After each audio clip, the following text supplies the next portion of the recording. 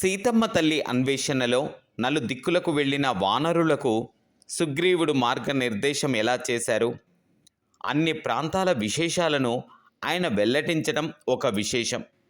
సుగ్రీవునికి ఇంత భౌగోళిక పరిజ్ఞానం ఎలా వచ్చిందని శ్రీరామచంద్రుడు అడుగగా సుగ్రీవుడు ఇలా వివరించాడు.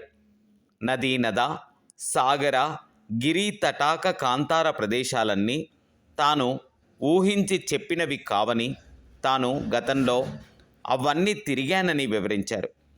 తన అన్న వాలి అకారణంగా తనను దేశ బహిష్కరణ చేసి నిలువ నీడ లేకుండా తరుముతున్న సమయంలో ఆ ప్రదేశాలన్నింటినీ తాను చూశానని పేర్కొన్నాడు. అదేవిధంగా మాయావి అనే రాక్షసుణ్ణి వాలి తరిమినప్పుడు ఆయన్ను అనుసరిస్తూ మరికొన్ని ప్రదేశాలను చూడగలిగానని తెలిపారు. అసలు కథంతా మాయావి దగ్గరే మలుపు తిరిగిందని సుగ్రీవుడు వివరించాడు.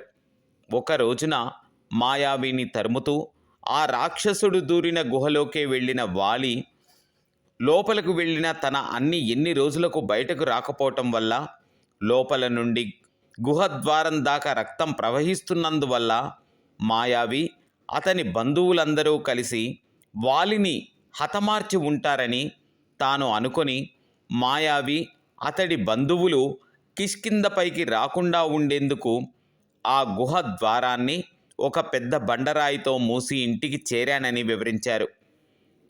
వాలి మరణ వార్త విన్న మిత్రులందరికీ తన మీద ఆ బాధ్యతను నిలిపారని సుగ్రీవుడు పేర్కొన్నారు.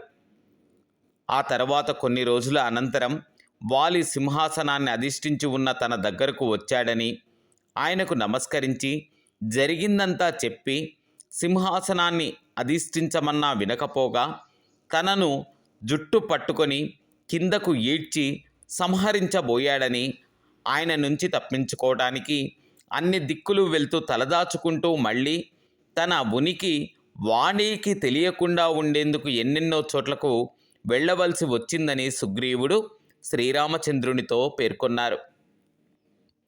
ఆ కారణంగానే అన్ని విషయాలు వివరించగలిగానని, దానివల్ల అంతా మంచే జరిగిందని సుగ్రీవుడు రామునితో అన్న మాటలు.